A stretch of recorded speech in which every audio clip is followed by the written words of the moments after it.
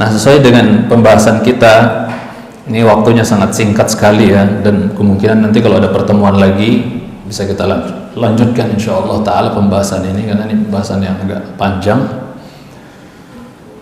Semua sudah tahu judul pembahasan kita, yaitu melirik bagaimana saumnya kaum salaf rahimahumullah ta'ala. Ikhwatal iman yang saya cintai karena Allah, jujur kita katakan kalau kita baca, teliti, telaah bagaimana perjalanan salaf dalam ya berpuasa, bagaimana mereka dengan ibadah siyam, niscaya sangat pantas untuk kita berkata bahwa siyam kita hari ini perlu dimurajaah gitu ya. Perlu ditashih lagi.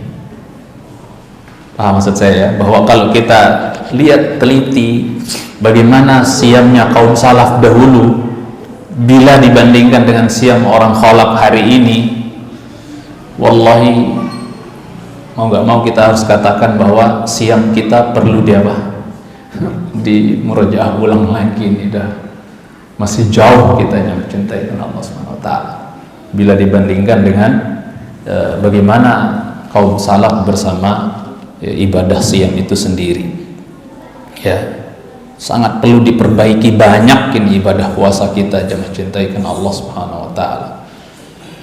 Ya mungkin bisa jadi di antara sebab utamanya kita level atau kualitas puasa kita jauh dibandingkan salaf, karena kita mungkin nggak paham, nggak ngerti bagaimana suasana atau bagaimana keadaan salaf dengan atau di dalam ibadah, di dalam bulan Ramadan atau secara umum dengan ibadah puasa ini. Kita nggak mengerti bagaimana mereka memaknai Ramadan, bagaimana mereka mengarungi hari-hari di bulan Ramadan saat mereka berpuasa ya. Bisa jadi banyak orang nggak paham, sehingga ya ketika kita bandingkan antara kualitas puasa kita dengan puasa mereka, ya mau nggak mau kita harus katakan perlu dimurajaah lagi puasa kita, mencintai Subhanahu wa ta'ala ya. Saya sampaikan misalnya Abdullah bin Mubarak rahimahullah ta'ala, ini sebagai mukaddimah bahwa beliau kalau disebutkan tentang ahwal, tentang kondisi kaum salaf dahulu dalam ibadah mereka, dalam ilmu ya, jihad dan yang lainnya, kalau disebut tentang ya bagaimana kondisi kaum salaf terdahulu, maka beliau mengeluarkan ucapan yang suka diucapkan oleh para pujangga juga, la ta'ridanna bi dzikrina ma'a dzikrihim laisa sahihu idza masyakal muq'adi.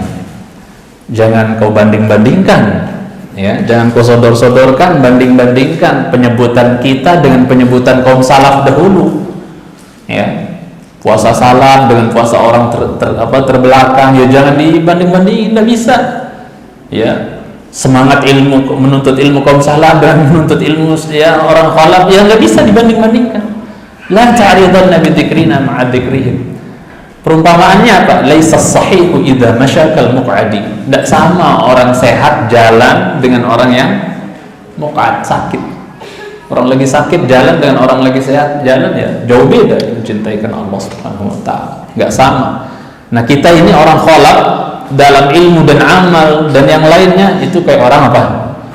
Muqa'ad, orang sakit. Kalau orang salaf sahih, seperti orang sehat. Orang sehat tuh masya Allah agresif, cepat ya, itu mencintai Allah Ta'ala. Bahkan kalau Syalbani rahimahullah pernah katakan bahwa tariqullah tawil, jalan Allah itu panjang sekali. Wa nahnu namdi ilaihi kasulahfat. Sayangnya kita berjalan di jalan Allah yang panjang itu kayak apa? Sulahfat. Kayak apa tuh? Kayak apa? Kura-kura.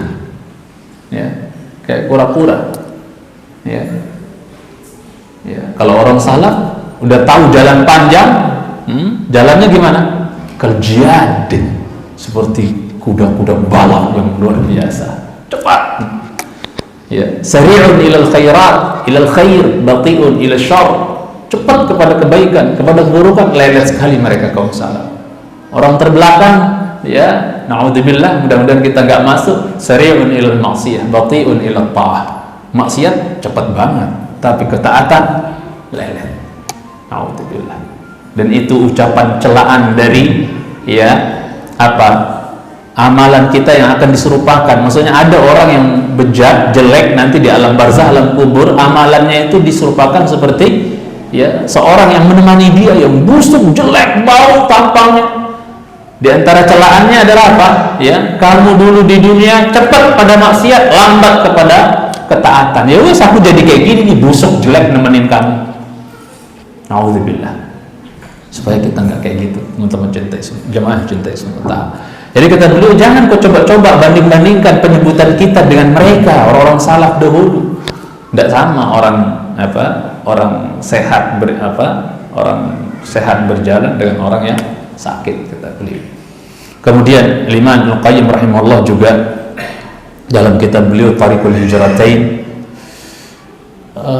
malu jamaah yang saya cintai subhanahu wa ta'ala kalau disebutkan atau dituntut atau diminta untuk menyebutkan bagaimana dahulu orang salaf, bagaimana orang salaf terdahulu ya dalam ilmu, amal, ibadah, ketaatan.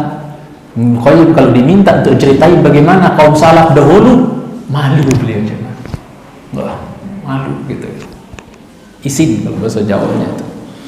Makanya sebutkan ya, padahal Ibnu Qayyim kita tahu orang yang alim, ahli ibadah, abid, zahid, imam, ya, ahli ibadah, zuhud, ya masya Allah, taat, ya ahli ibadah dan seterusnya. Tapi masya Allah kalau dimintai keterangan bagaimana orang salaf dahulu, bagaimana kondisi orang salaf dulu, entah puasa mereka, entah sholat mereka, entah penuntut ilmu mereka, entah beramal mereka, gimana mereka, Ibnu Qayyim malu untuk menceritakan.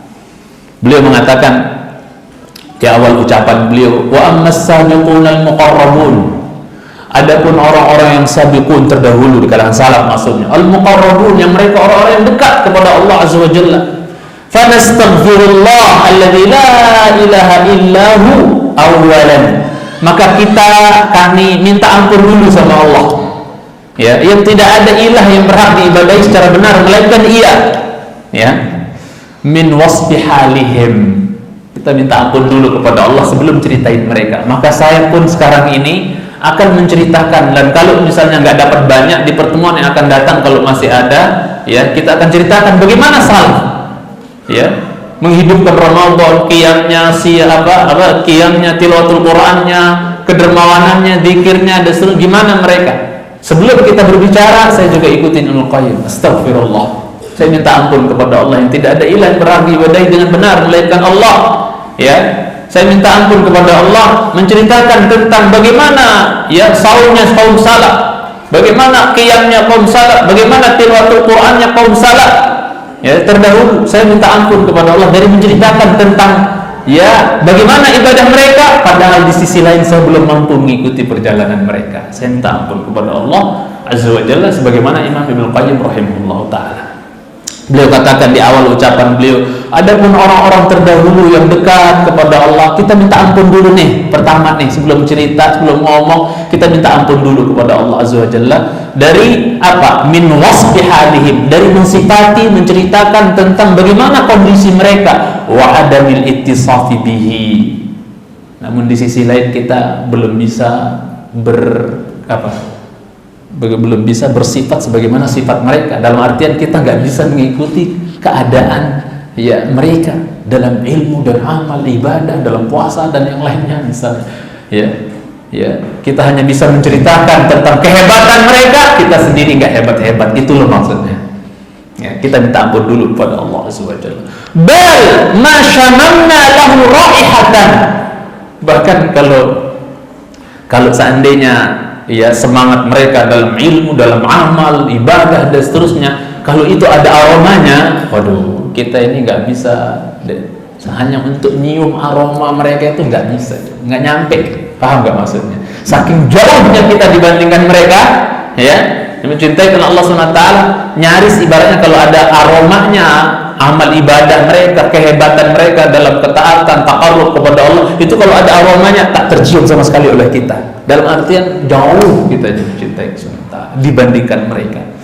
Ya. Kemudian apa? Walakin mahabbatal qaumi tahmilu ala ta'arrufi manzilatihim wal ilmi biha wa in kanat an-nufus mutakhallifatan ya munqati'atan 'anil lihaqi bihim fa fi ma'rifati halil qaumi fawaidu 'adidah. Imam Qayyim melanjutkan bahwa ya akan tetapi yang membuat kita mau nggak mau harus cerita tentang keadaan mereka, ibadah mereka, ketaatan mereka, yang menjadikan kita harus menceritakan adalah mahabbatul qaum, karena kita mencintai mereka. Dan insya Allah ya seseorang ya yang mencintai sebuah kaum walaupun nggak bisa beramal seperti kaum tersebut, insya Allah bisa berkumpul bersama mereka nanti ya di surga insya Allah. Al-mar'u ma'aman ahabba, kata Rasulullah SAW. Orang itu akan dikumpulkan bersama siapa yang ia cintai. Ya, persis kayak ucapannya Anas bin Malik ketika apa? Ya, maaf, ya betul, Anas bin Malik ketika ada orang yang datang kepada Rasulullah SAW, ya, yang menanyakan tentang kiamat kapan. Rasul balik tanya, apa yang kau telah siapkan untuk menyambut kiamat itu? Maka dia katakan, ma'adatu kathira salah wala siyam wala sadaqah. Saya belum menyiapkan banyak ibadah ya Rasulullah, belum banyak puasa sunnah saya nggak banyak, sedekah saya nggak banyak, qiyam saya nggak banyak, qiyam sunnahnya ya Rasulullah nggak banyak, ya. Walakinni uhibbullah wa rasulah, ya, ya. Tapi saya mencintai Allah dan Rasulnya. Maka Rasul katakan orang akan dikumpulkan bersama yang ia cintai. Kata Anas bin Malik, belum pernah kami bahagia mendengar Rasul bersabda melainkan sebagaimana bahagia kami mendengar Rasul bilang orang akan dikumpulkan bersama yang dia cintai. Dan kita tahu semua sahabat cinta mati sama siapa? Rasulullah sallallahu alaihi wasallam. Senang sekali gitu. Akhirnya Anas bin Malik mengatakan, fa ana wallah, saya demi Allah uhibbu Rasulullah wa uhibbu Abu Bakrin wa Umar wa arjullah an yahsyurani Allah bihim wa illam a'mal bi a'malihim, ay kama qala radhiyallahu ta'ala.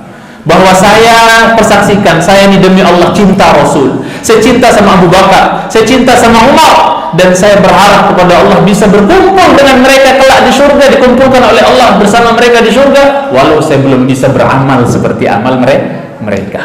Nah, kita juga di sini ceritain bagaimana nanti kaum salaf dalam ibadahnya, puasanya dan seterusnya. Hanya mungkin bisa menceritakan, tapi untuk bisa jeplak kayak mereka kayaknya nggak bisa, susah.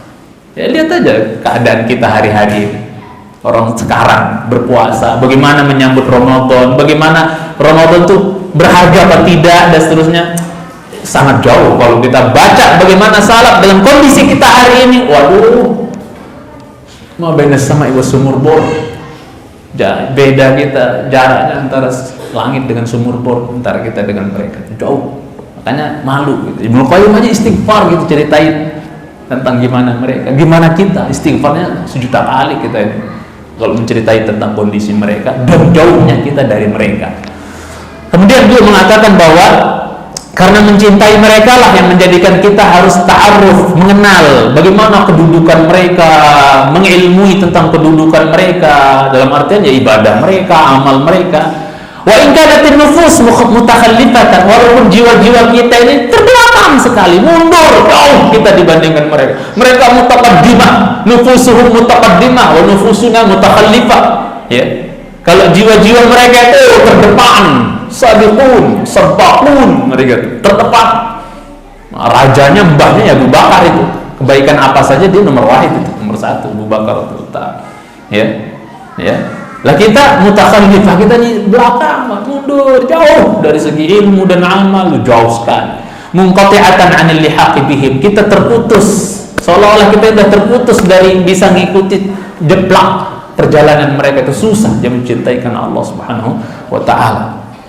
Bahkan dalam sebagian ucapan ahli ya penyair mengatakan, kalau kita dibandingkan salaf itu, kalau salaf itu ibarat batang pohon kurma yang besar, yang kokoh, ya tegak berdiri, menjulang, ibaratnya tinggi, besar, kokoh, itulah mereka dalam ilmu dan amal.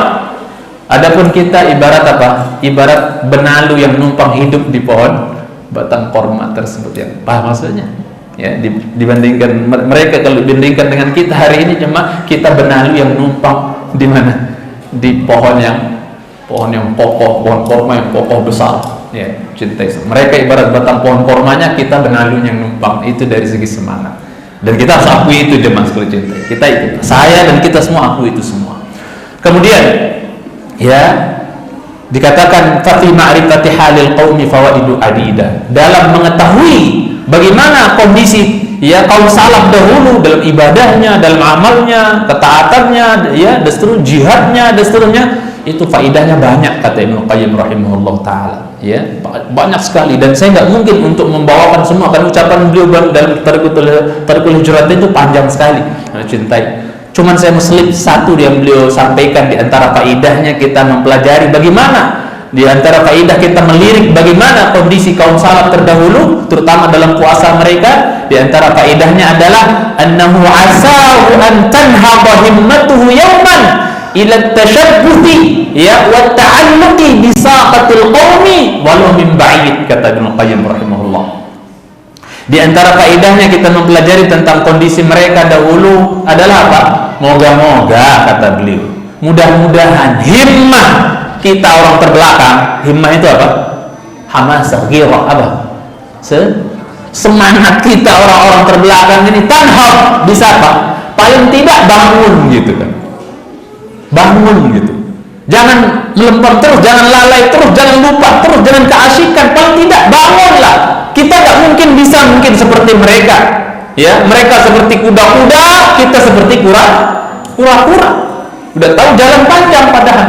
Walaupun Imam Albani katakan, walaysatil ghayatu an nasila ila nihayatit tariq, walakinnal ghayah an namuta 'ala tariq. Perkara terpenting bukan bagaimana kita bisa apa? Sampai di ujung jalan Allah yang panjang itu, bukan itu yang terpenting. Bagaimana bisa sampai ujung jalan? Yang paling penting itu adalah bagaimana kita bisa istiqomah dan mati di atas jalan itu. Itu yang penting. Jangan melenceng dari jalannya salaf. Paham maksudnya jemaah? Nah itu. Kemudian ya kata beliau, asahu an tanhaba himmatuhu yawman. Ya, siapa tahu satu hari ini semangat orang-orang belakang yang lemes ini, yang melehoi semangatnya ini, ibaratnya itu suatu hari siapa tahu bisa tanhab, bangkitlah, dongaklah. Oh iya, orang salaf luar biasa ya, dongaklah kita, walaupun nggak bisa ngejar mereka, tapi paling tidak kita dongak. Baca Qurannya mereka, ya. Kalau udah 10 terakhir sehari semalam khotam, sehari semalam. Santri kita Ustaz berapa tadi? Sehari, 2 hari. 2 hari, alhamdulillah. Mudah-mudahan di sini juga santri-santri kita ini sehari semalam ada yang kelar di sini. Ya, alhamdulillah. Ya, berusaha walaupun setelah tepar ya, subhanallah.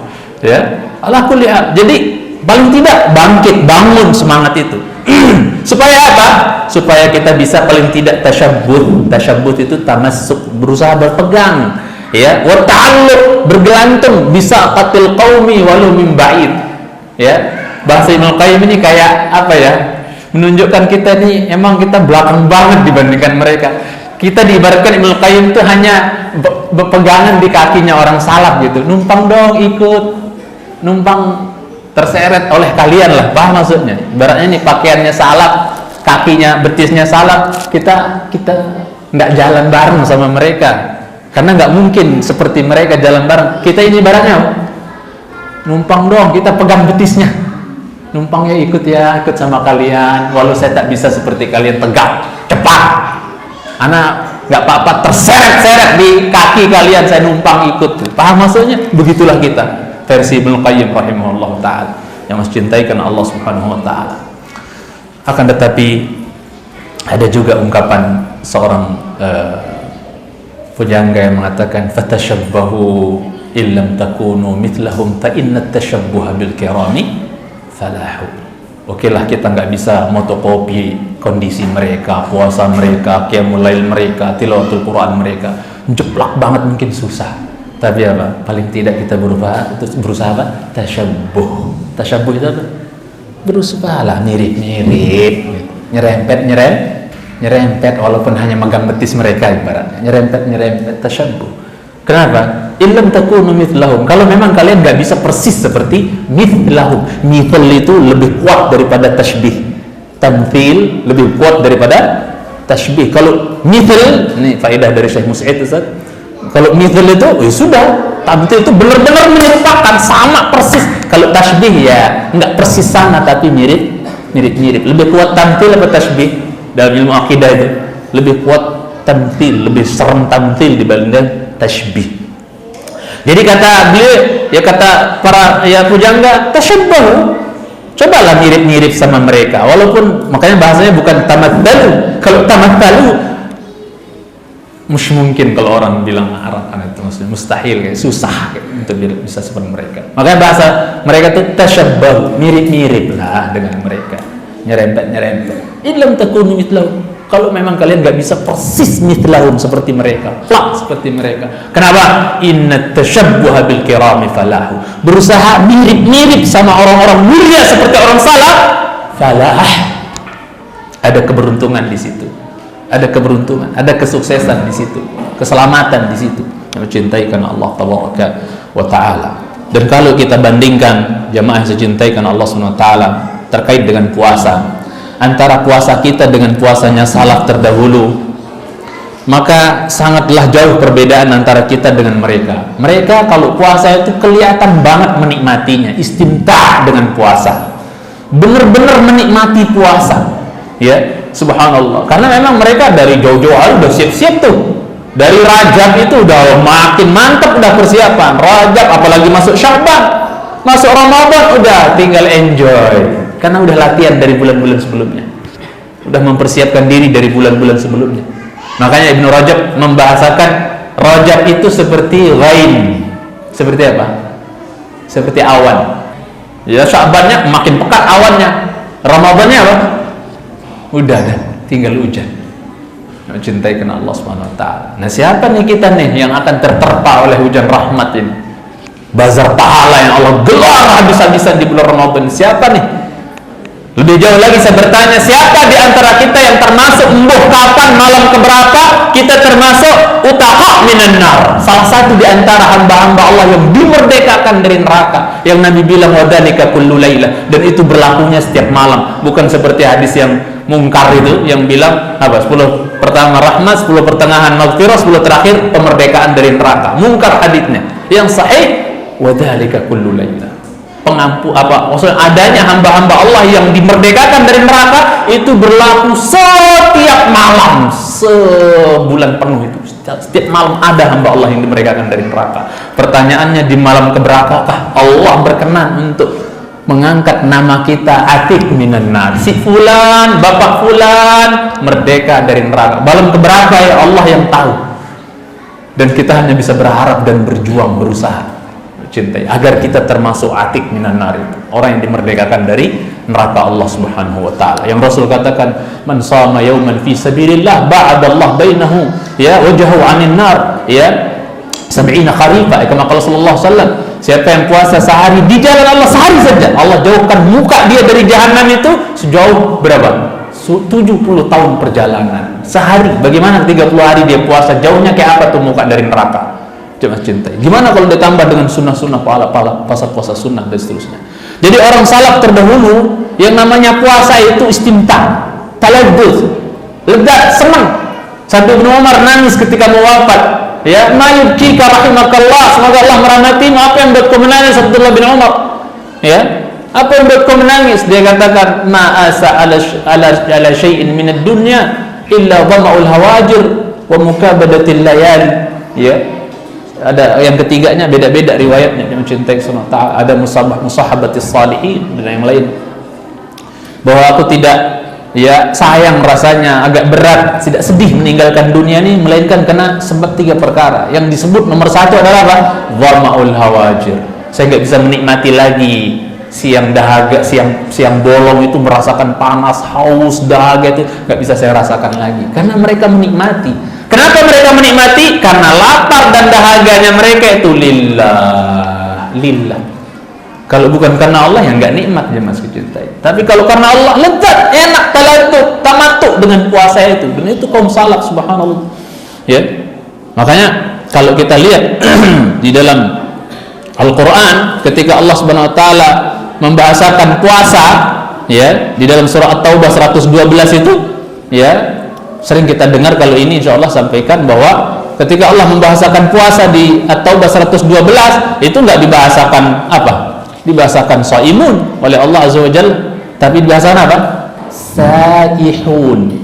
At-taibun al-abidun al-hamidun as-saihun ar-raki'un as-sajidun al-amirun bil ma'ruf wan nahun 'anil munkar wal hafizun li hududillah wa basyiril mu'minin. Coba, orang-orang yang taubat, orang-orang yang beribadah kepada Allah, orang-orang yang tahmid kepada Allah, memuji Allah, orang-orang yang melancong, siyahah, jalan-jalan, tamasya, saihun, orang-orang yang ruku, sujud, amar ma'ruf nahi munkar, menjaga batasan-batasan Allah, beri kabar buat orang-orang beriman. Kayaknya ada yang nggak nyambung deh, salah satu yang disebut ya, ada yang nyelip kayaknya ya. Bertobat, tahmid, ibadah, ya, ruku, sujud, amar ma'ruf nahi munkar, jaga batasan Allah, ini klub-klub aja nggak nih? Cocok nggak ini? Cocok nggak? Kalau dibuat satu klub ibarat ini satu klub cocok ya, masuk semua ya, nyambung lah. Tapi kok ada kayak ada yang nggak nyambung, apa tuh? Saihun, pelancong. Ngapain orang pelancong nyelip-nyelip di tengah orang sujud, ruku, dan maksudnya? Hah? Subhanallah, ternyata kalau kita telisik dan lihat bagaimana para ulama menafsirkan saihun, ternyata di antara tafsirnya adalah apa? Walaupun ada yang memaknai saihun di sini mujahidun, orang-orang yang perang jihad, tapi ada sebagian ulama tafsir menafsirkan saihun apa? Saimun. Jadi Allah sebenarnya mau bilang at-taibun al-abidun al-hamidun as-saimun ar-raki'un as-sajidun. Mau bilang seperti itu, tapi supaya puasa ini enggak jadi beban buat hambanya, Allah bahasakan yang indah, saihun, melancong. Jadi puasa ini adalah tamasyanya orang-orang beriman. Puasa ini adalah apa? Jalan-jalannya, ya, siyahahnya, ya, orang beriman yang mencintai karena Allah Subhanahu wa taala. Supaya enggak berat. Lebih ajib lagi Nabi kita itu Allah. Nabi kita sallallahu alaihi wasallam ketika bersabda, hadis Ahmad, Nasai, disahihkan Imam Albani rahimahullah, ketika beliau bersabda, "Atakum Ramadan." Perhatikan ini. Kata Nabi mensifati bulan Ramadan itu gimana? Syahrul mubarak. Satu bulan yang penuh dengan apa? Keberkahan. Keberkahan itu artinya thubutul khair wa numuh.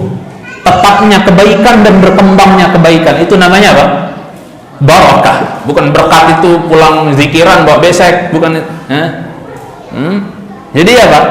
Itu keberkahan. Nah, Ramadan itu mubarak kata Rasulullah SAW. Anak tanya antum, ya, potongan sabda Nabi yang bilang Ramadan ini adalah bulan yang penuh dengan keberkahan, itu kabar gembira atau beban itu kira-kira buat orang yang dengar?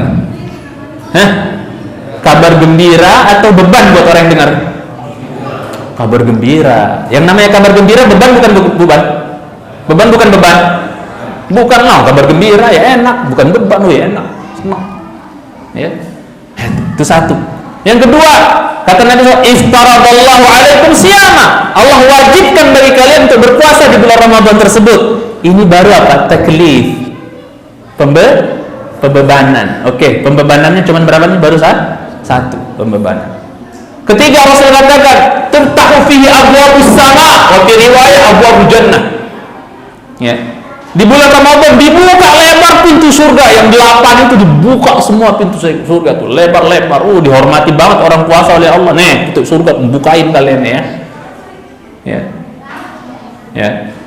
Subhanallah. Saya tanya, itu kabar gembira, busyra atau beban itu? Beban enggak? Kabar gembira? Ini kabar gembira, subhanallah. Udah berapa kabar gembiranya? 2. Bebannya? 1, baru 1. Kemudian apa? Wa tughallaqu fihi abwabul jahim. Di bulan Ramadan pintu-pintu jahim neraka ditutup semua yang 7-nya. Laha sab'atu abwab. Neraka punya pintu berapa? 7. Semuanya ditutup rapat di bulan Ramadan. Itu beban apa kabar gembira? Biar kita tahu dari hadis ini, Nabi kita saja membahasakan Ramadan itu apa? Suatu yang indah, kabar gembira, enak, bukan suatu beban. Ya. Karena banyak orang ya yang tidak didasarkan puasanya, kalau tidak didasarkan imanan wahtisaban, pasti puasa menjadi beban. Aku nggak merdeka, nggak bebas, pengen ini, pengen itu, susah, harus perek, harus. Ya, nggak merdeka rasanya, beban ya bagi dia. Padahal Quran, padahal hadis menegaskan bahwa puasa itu bukan beban. Puasa sesuatu yang nikmat, lezat, indah gitu kan. Nah, itu baru berapa kabar gembiranya? 3 ya? Ya, berapa? 3. Kemudian wa tughallu fihi maradatus syayatin. Di bulan Ramadan dibelenggu apa? Gembong-gembongnya yang profesor doktor yang sudah MALC itu dia apa? Dibelenggu semua di bulan Ramadan. Setan-setan. Adapun yang PAUD, TK masih bebas dia. Makanya ada maksiat bulan Ramadan. Ya. Subhanallah. Alhamdulillah tadi kita dapat laporan dari santri-santri kita bulan Ramadan ini sedikit pelanggaran. Ya, setannya dibelenggu. Ya, sedikit pelanggaran. Alhamdulillah. Ya, mudah-mudahan juga anak-anak kita di sini, santri di sini juga ya seperti itu. Ya, sedikit pelanggaran karena setannya dibelenggu. Ya toh, subhanallah. Ya itu kabar gembira atau beban tuh ya? Oh, senang loh kabar gembira itu, bukan beban berarti senang. Udah berapa tuh kabar gembiranya? Kemudian fihi laila. Lillahi fihi laila. Di bulan Ramadan Allah punya satu malam. Allah punya satu malam tuh. Ya. Yang khairun min alfi syahr, yang beribadah di malam di satu malam itu tok, beribadah di satu malam itu tok, itu pahalanya mengalahkan ibadah 1000 bulan. 83 tahun berapa? 4 bulan. Ada yang nyampe umurnya segitu? Belum tentu kan? Masya Allah. Jadi ibadah di malam tersebut yang dikenal dengan Lailatul Qadar itu keutamaannya, pahalanya lebih besar dibandingkan orang ibadah non-stop tanpa berhenti berapa 1000 bulan. Allahu Akbar. Ini kabar gembira apa beban ya? Oh, jadi kabar gembira harusnya, Masya Allah gitu kan. Kemudian baru apa? Man hurima khairuha faqad hurim. Ini inzar, ini peringatan, hati-hati loh, jangan sampai orang jadi orang yang rugi. Siapa yang luput dari kebaikan Lailatul Qadar tersebut, dia orang rugi. Ini inzar. Jadi kalau kita bandingkan taklifnya, pembebanannya dengan kabar gembiranya, 1 berbanding berapa? 5. Berarti puasa itu beban apa sesuatu yang seharusnya kita anggap sebagai apa? Kenikmatan, kelezatan yang mencintai. Rahah, subhanallah. Itu cuma cintai karena Allah SWT. Abu Darda radhiyallahu taala anhu atau Abu Talhah dulu saya ceritakan. Ini bagaimana salaf dulu dengan puasa itu gimana mereka. Ya. Sebelum nanti lebih jauh kalau ada waktu di lain kesempatan, bagaimana kaum salaf di bulan Ramadan? Gimana gambaran kehidupan mereka di bulan Ramadan? Ini secara umum dulu, bagaimana mereka dengan puasa, dengan ibadah puasa. Ya. Abu Talha Al-Ansari, ya, bapak tirinya Anas bin Malik ini ya, berkata tentang beliau yang Rasulullah SAW pernah bersabda tentang Abu Talha Al-Ansari ini, la sautu Abi Talha Al-Ansari fil jaish khairun min alfi rajul.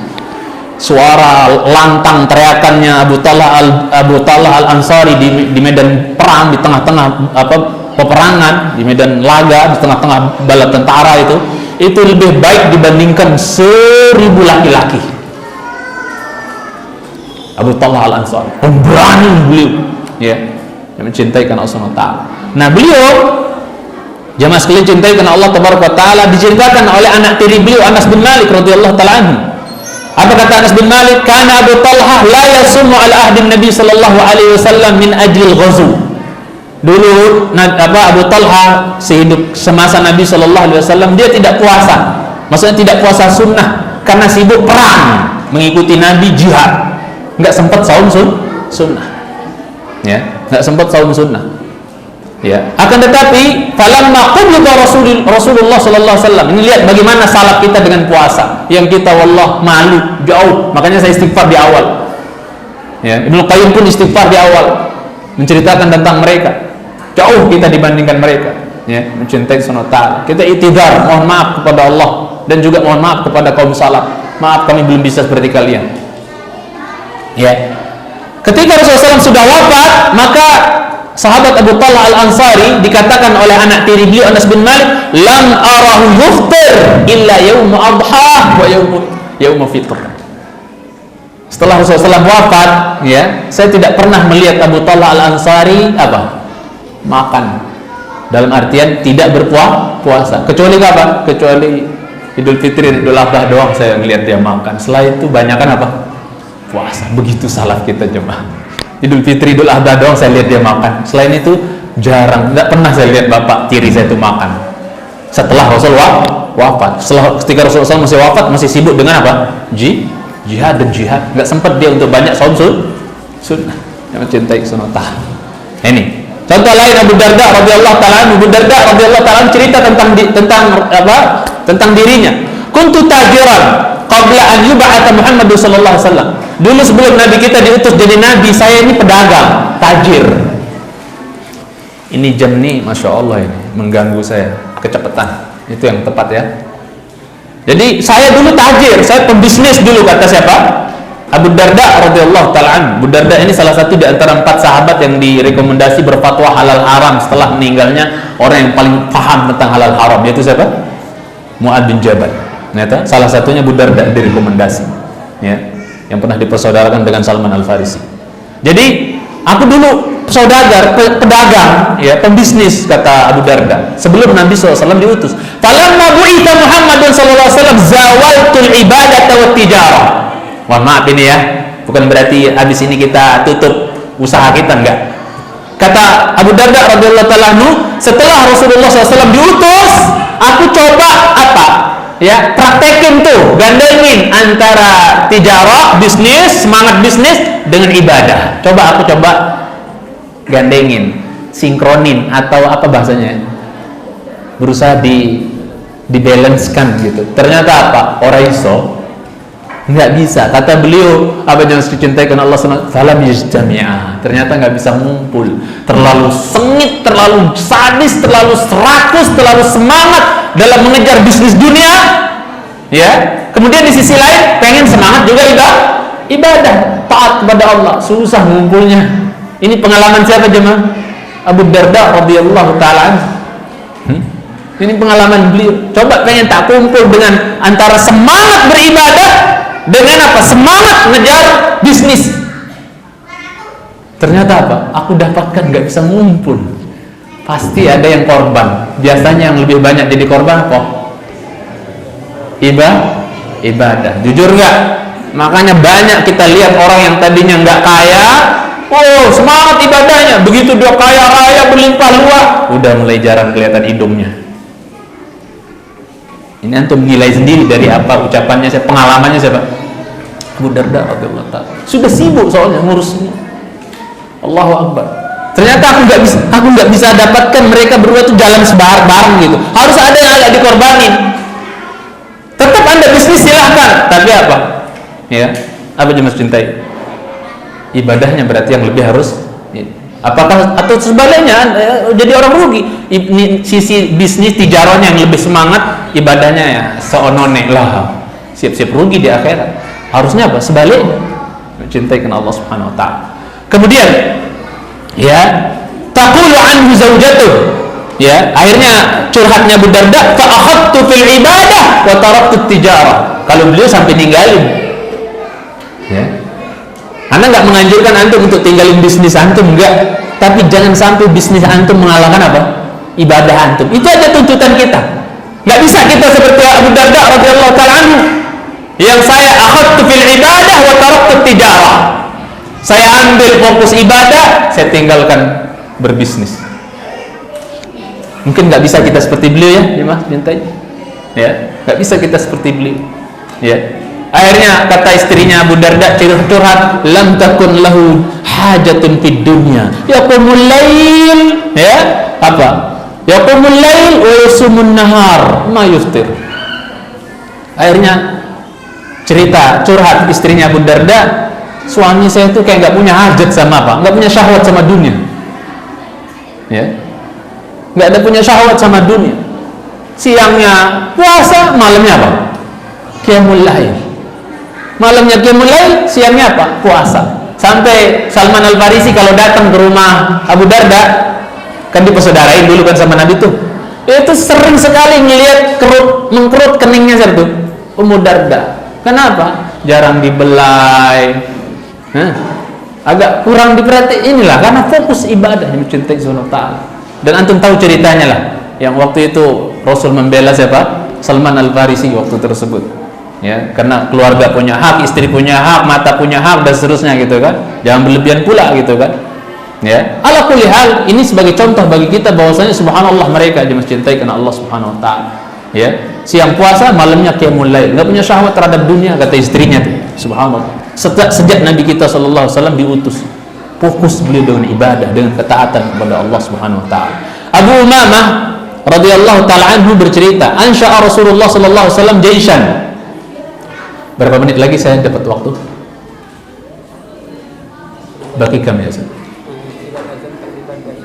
ya asyar min al-an kam bagi takriban 10 daqaiq 10 menit lagi ya. Oh ya, 10 menit lagi ya jemaah ya. Ya, sedikit lagi. Abu Umamah bercerita, Rasulullah sallallahu alaihi wasallam menyiapkan pasukan. Oh, jihad nih, ya. Maksudnya membuat apa? Membuat kompi-kompi pasukan. Fa'ataituhu, maka saya datang, kata Abu Umamah. Faqultu ya Rasulullah, saya bilang ya Rasulullah, ud'ullaha liya bisyahada. Please ya Rasulullah, doain saya biar mati syahid. Jalan pintas menuju surga. Ya. Jalan pintas menuju surga, mati syahid. Doain ya Rasulullah biar aku mati syahid. Kalau Allahumma sallimhum wa ghanimhum, ketika mau berangkat perang, Rasul doain, ya Allah selamatkan mereka. Termasuk siapa? Abu Umamah. Wa ghanimhum, rezekikan mereka apa? Ghanimah dari hasil perang tuh. Ya Allah, doa Nabi mustajab tuh, cintai sunata. Padahal dia tadi minta mati syahid. Rasul doanya Allahumma sallimhum Allahumma ghanimhum. Ya Allah selamatin mereka dari peperangan itu nggak mati. Ya Allah berikan ghanimah. Itu doa Nabi. Ya gimana udah doa kayak gitu kagak mati-mati. Enggak meninggal nih Abu Umam. Ya, faghazawna fasalimna wa ghanimna. Akhirnya kami pergi perang, ya, akhirnya benar kami selamat, enggak mati, enggak syahid. Terus apa? Ghanimahnya wakeh. Banyak. Ya, pulang bawa ghanimah. Ya, hatta dzakara ya dzalika 3 marrat. Sampai 3 kali dia ngulang-ulang sama Nabi, "Tolong ya Rasul, doain aku mati syahid, enggak mati-mati nih. Pengen mati syahid." Ya. Bahkan sebagian sahabat itu dia masih seperti sahabat Umarah ya. Itu minta kepada Rasulullah SAW ketika dia ditawarin harta ghanimah, enggak mau. Mali hadat tabatuka. Aku enggak ngikutin kau berjuang demi ghanimah, demi duit, demi harta ya Rasul, enggak. Lah terus kau maunya apa Umarah? Aku mau anak panah itu di mana? Di sini ya Rasul. Aku maunya itu. Oh, jujur sekali mereka para sahabat. Sadaqu ma'ahadullah alaih. Aku maunya anak panah di sini ya Rasulullah. Itu yang aku cari, bukan ghanimah, enggak. La hajat lebih, enggak hajat saya. Aku mau anak panah di sini. Dan ternyata jujur dia dengan ucapannya itu betul, pas jihad lagi pas di sini anak panahnya, dapat dia apa yang diharapkan. Subhanallah. Ya. Itu. Kemudian jemaah cintai karena Allah Subhanahu wa taala sampai 3 kali minta sama Nabi supaya didoain mati syahid, ya. Akhirnya didatangi lagi. Tsumma ataitu faqultu ya Rasulullah inni ataituka tatra. Aku udah datang sama engkau berkali-kali ya Rasulullah, 3 kali. As'aluka an tad'u li bisyahadah. Aku minta kepada dirimu agar kau matikan, agar Allah matikan aku mati syahid gitu di medan jihad. Faqulta Allahumma sallimhum wa ghanimhum. Malah engkau doain ya Allah selamatin pasukan, berikan ghanimah buat pasukan. Akhirnya apa? Fasalimna wa ghanimna ya Rasulullah. Akhirnya kami selamat, kagak mati syahid, kemudian kami dapat ghanimah ya Rasulullah. Akhirnya apa? Karena merasa nggak mati-mati, nggak terwujud memati syahid. Akhirnya apa? Dia minta sama Nabi sallallahu alaihi wasallam, "Murni bi'amalin adkhulu bihil jannah." Please ya Rasulullah, suruh aku dengan sebuah amalan, ya, ngerjain sebuah amal yang bisa menjadi sebab aku masuk surga dengan sebab amal itu ya Rasul. Tolong apa itu amalan ya Rasul? Yang spesial gitu. Ternyata Rasul nggak jauh-jauh. Nabi bersabda, "Alaika bis-shaum fa innahu la mithlalah." Dalam riwayat lain, la idlalah. Kau puasa aja. Kau puasa. Kau saum aja lah. Karena nggak ada yang bisa menyamai apa? Puasa. Nggak ada yang bisa sepadan dengan puasa, kata Rasulullah sallallahu alaihi wasallam. Harus cintai karena Allah Subhanahu wa taala. Akhirnya apa? Setelah Rasul bilang seperti itu, puasa kau, banyak puasa sunnah kau. Maka apa? Fakana Abu ya Umamah la yura fi baitihi dukhan naharan. Setelah itu, setelah dianjurin sama Nabi puasa sunnah, banyak puasa sunnah, akhirnya apa? Sejak itu rumahnya Abu Umamah jarang kelihatan atau malah nyaris nggak kelihatan asap dari ngebul dari rumahnya di siang hari. Siang hari biasanya identik mamak dengan apa cuma? Masak ya, dan seterusnya. Ini nggak ngebul, berarti masak apa nggak masak? Ciri apa kalau nggak ngebul? Berarti puasa lebih banyak puasa. Subhanallah, Abu Umamah, ya. Kemudian apa dikatakan? Illa idza nazala bihi bayi, kecuali kalau dia kedatangan tamu. Kalau ngebul berarti ada tamu. Ya ditanda sama sahabat tuh. Kalau Abu Umamah rumahnya ngebul, pasti ada tamu. Ya. Tapi kalau enggak ngebul, pasti dia lagi puasa. Dan kebanyakan tidak ngebul. Yang mencintai sunnah. Kita everyday ngebul is the best. Ya kan? Makan terus kita ya. Subhanallah. Yang mencintai sunnah ta'ala, nagih terus gitu kan, yang mencintai sunnah. Itu kita ya. Kemudian yang mencintai karena Allah Subhanahu wa taala, ya. Mungkin satu lagi, Masruq bin Abdurrahman, murid Ibunda Aisyah radhiyallahu taala anha, bahkan diangkat ibaratnya udah kayak diadop gitu ya. Masruq ini, ya, Masruq ibn Abdurrahman, ya, murid Ibunda tercinta Aisyah radhiyallahu taala anha, ummul mukminin, ya. Berkata tentang Masruq ini, berkata Imam Sya'bi cerita tentang Masruq karena Imam Sya'bi ketemu dengan Masruq. Sya'bi kan tabi'in nih, Masruq sahabi, ya. Jadi apa? Ketika apa jemaah cintai kepada Ta'ala, ketika aku mendatangi, dia katakan oleh Sya'bi bahwasanya apa? Ghashituhu yauman, ay zurtuhu yauman. Suatu hari aku ziarah ke rumahnya Masruq. Fi yaumin sa'id, di hari yang sangat panas, ya, mencekik. Wa kanat Aisyah qad tabannathu, dan adalah Aisyah radhiyallahu taala anha dulu yang mengadop dialah ibaratnya Masruq ini. Fasamma ibnatahu Aisyah, saking cintanya sama ibunda Aisyah radhiyallahu taala anha, cinta penghormatan kepada seorang ummul mukminin gitu ya, bukan cinta yang kita pahami. Ya, saking ngefansnya sama gurunya ibaratnya, banyak minta fatwa, banyak minta ilmu. Masruq ini sama siapa? Ibunda Aisyah radhiyallahu taala. Akhirnya Masruq menamakan putrinya yang lahir dinamakan Aisyah juga. Dan itu biasanya murid ya. Murid kalau sudah ngefans banget sama gurunya, kadang-kadang dikasih nama anaknya yang lahir dengan nama gurunya kadang-kadang. Nah, Masruq kasih nama anaknya Aisyah, ya. Maka apa? Yang mencintai karena Allah Subhanahu wa taala, kata Imam Sya'bi menceritakan bahwa wa kana la ya'si ibnatahu syai'an, dan karakter Masruq jadi seorang bapak bagi putrinya ini, dan ada di antara kita yang seperti itu. Bahwasanya apa? Apapun perintah dan kemauan anaknya itu, selama itu enggak memudaratkan anaknya, selalu dituruti oleh siapa? Oleh Sya'b, oleh siapa? Oleh Masruq. Enggak pernah dia membantah mau apa anaknya itu, enggak pernah membantah. Paham maksudnya enggak? Oh iya ndo, inggih ndo, dan seterusnya. Paham maksudnya? Nggak mau menolak apa keinginan anaknya. Maka apa?